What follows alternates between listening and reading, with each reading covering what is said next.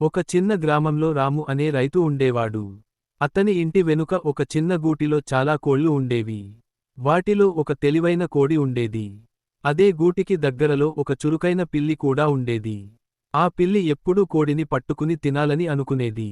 ఒకరోజు పిల్లి కోడి దగ్గరకు వచ్చి మెల్లగా మాట్లాడింది. కోడి అక్కా, నువ్వు చాలా మంచివి. మనం స్నేహితులమవుదాం అని చెప్పింది. కాని కోడికి పిల్లి మీద నమ్మకం లేదు.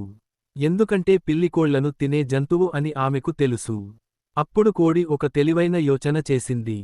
సరే పిల్లి, మనం స్నేహితులమే. కాని ముందు నువ్వు రైతు రాముతో అనుమతి తీసుకునిరా అని చెప్పింది.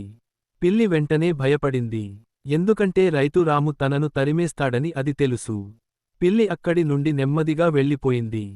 కోడి తన తెలివితో పెద్ద ప్రమాదం నుంచి తప్పించుకుంది.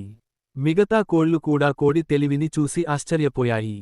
ఆ రోజు నుంచి పిల్లి మళ్ళీ ఆ గూటి దగ్గరకు రావడానికి భయపడింది. కోడి మాత్రం తన స్నేహితులకు ఒక ముఖ్యమైన విషయానికి చెప్పింది. ఎవరైనా చాలా తీయగా మాట్లాడితే వెంటనే నమ్మకూడదు.